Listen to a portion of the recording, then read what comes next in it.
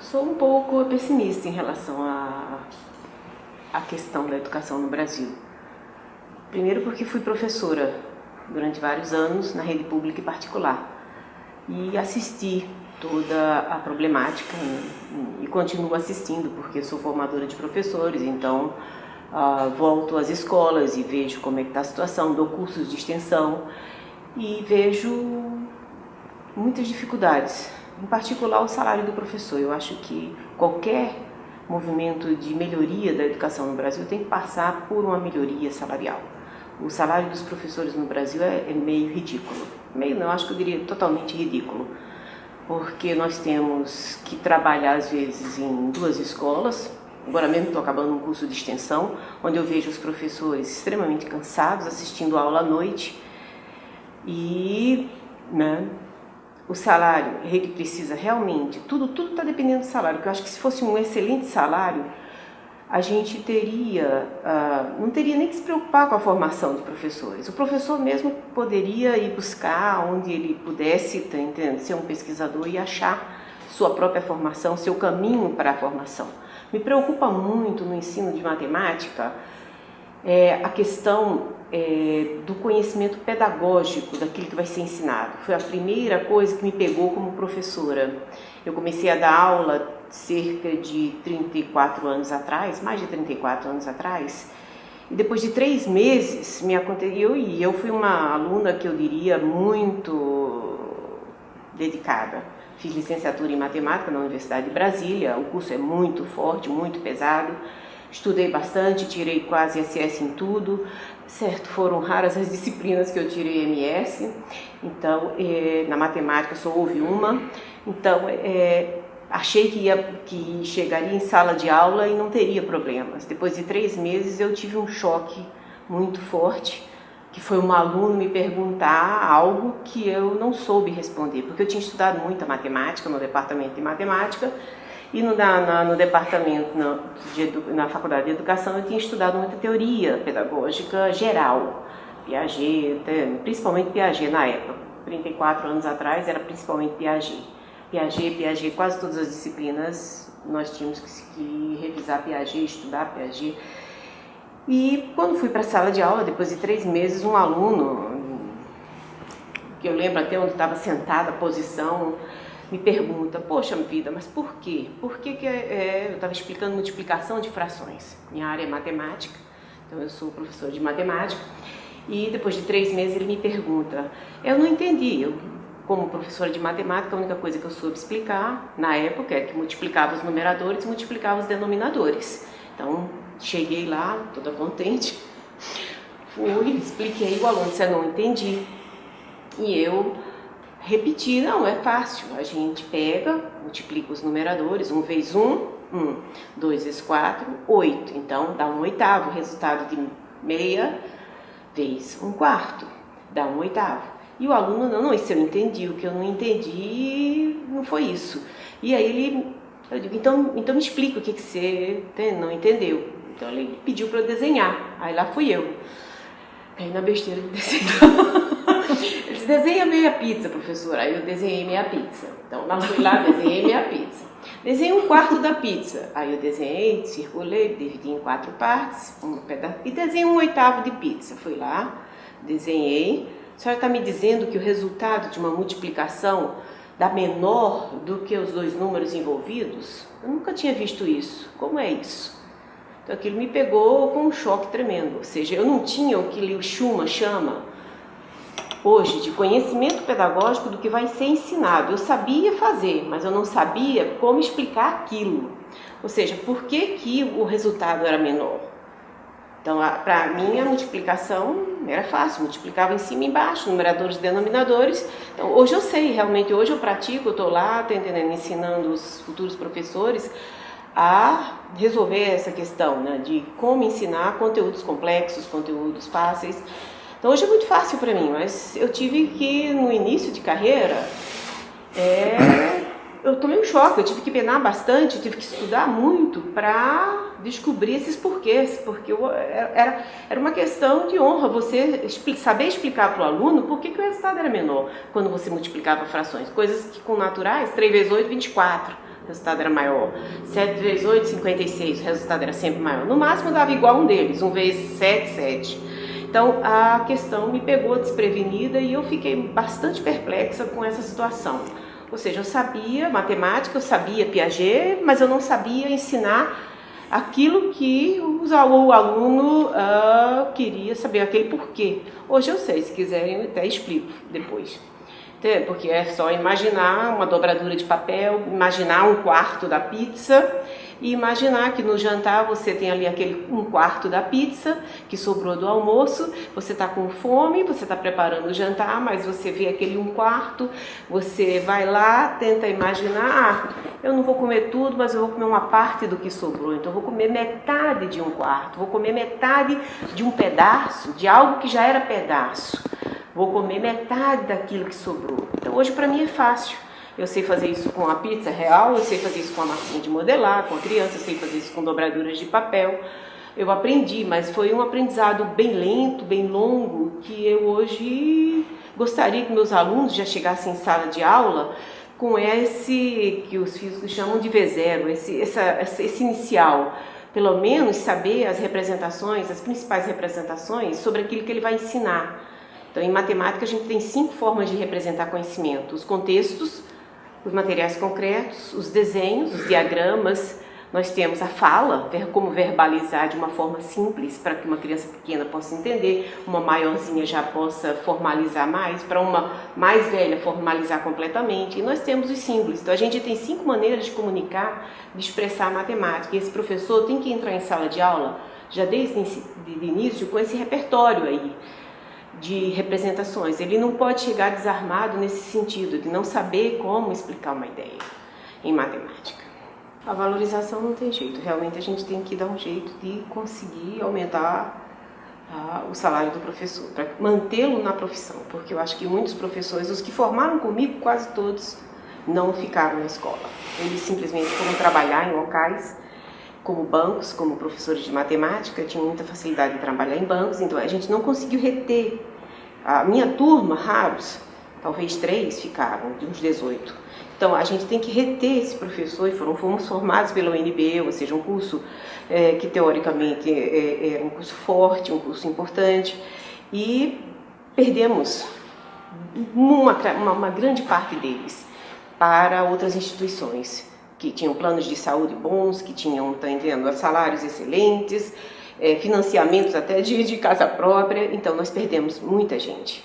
Eu acho que a primeira coisa que a gente tem que fazer é dar um jeito de reter, não adianta você imaginar, vamos fazer uma propaganda na televisão para valorizar o professor. Não é isso que vai valorizar, a meu ver, o professor. O que vai valorizar realmente é ele ter condições de vida. Ele ter condições de ter sua casa própria, de ter condições de ter livros, ter uma vida normal como todos os outros profissionais. Eu acho que isso é uma questão muito séria, porque aí ele vai atrás de sua formação, ele vai comprar livros, ele vai comprar programas, ele vai procurar se formar, melhorar sua didática.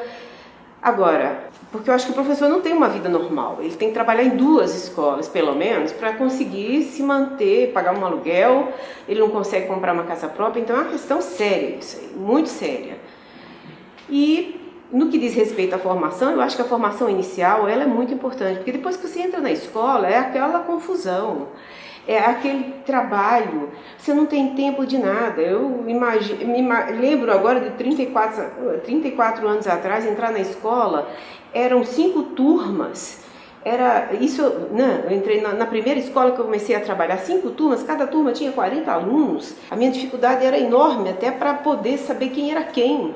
Então, depois você não tinha tempo, você tinha que preparar as aulas, você era obrigada para preparar as aulas, você tinha que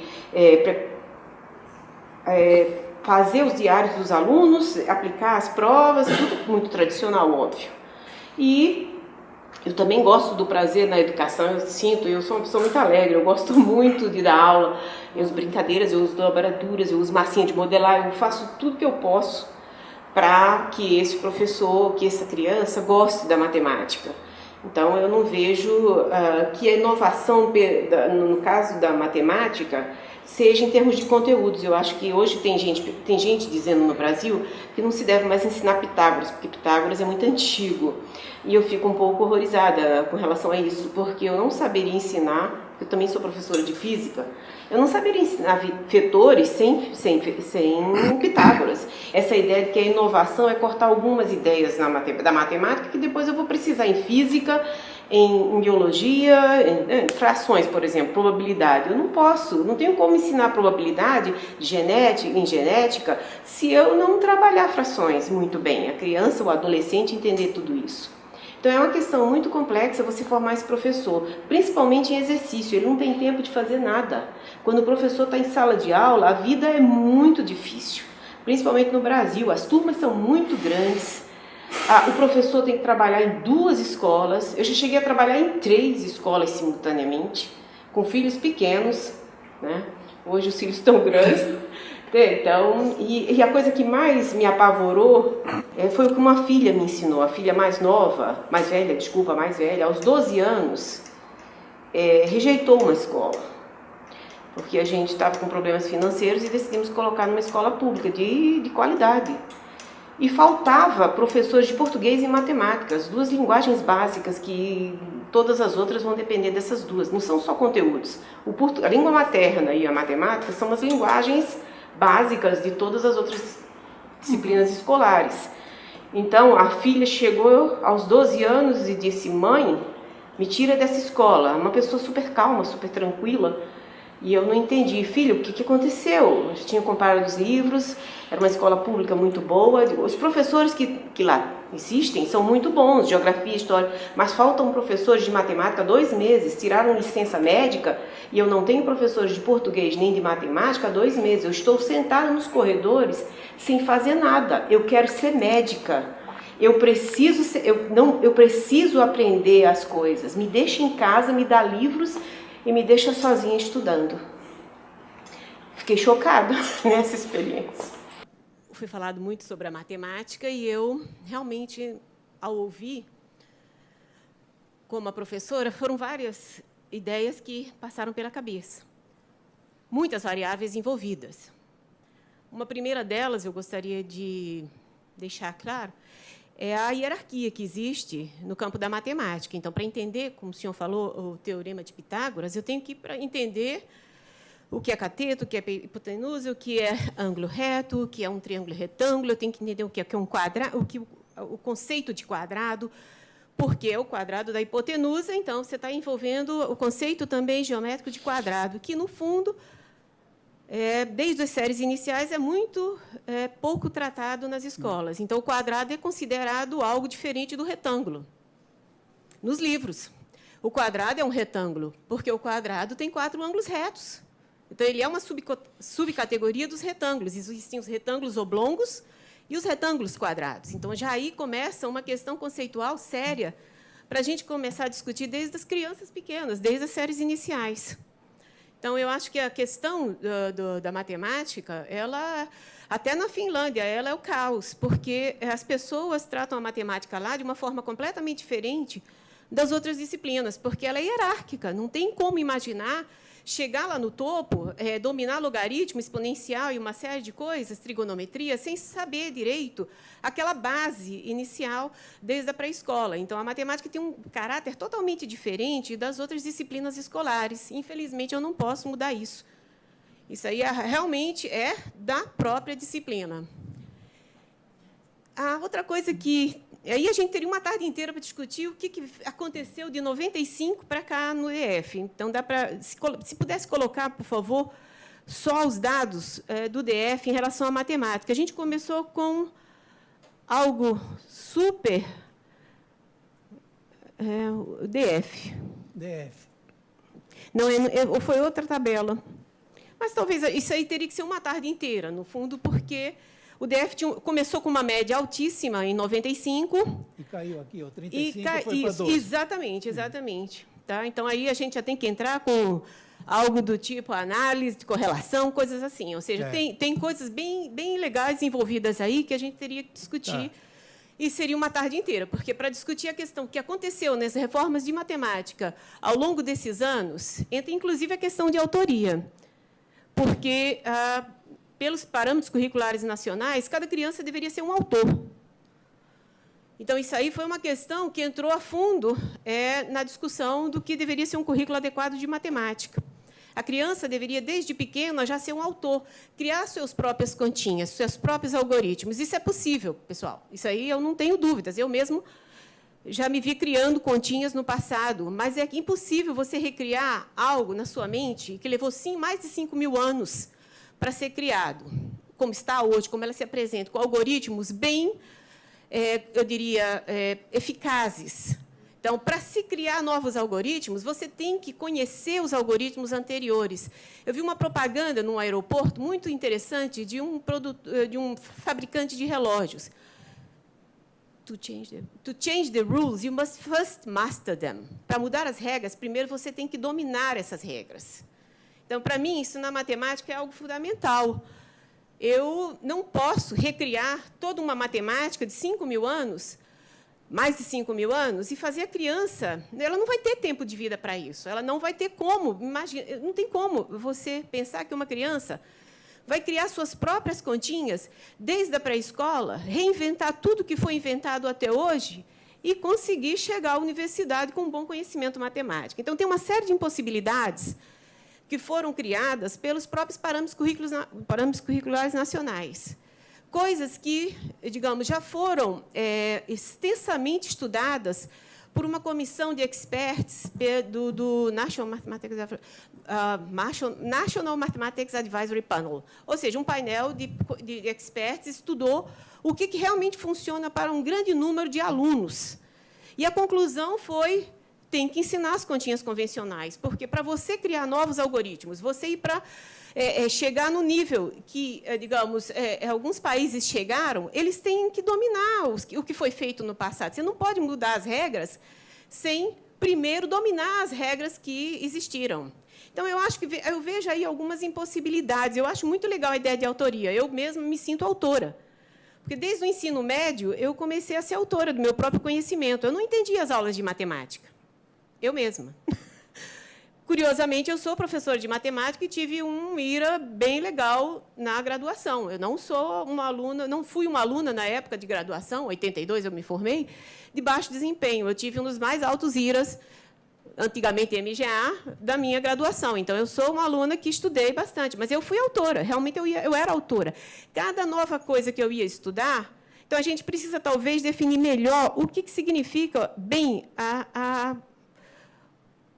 os limites da ideia, do conceito de autoria.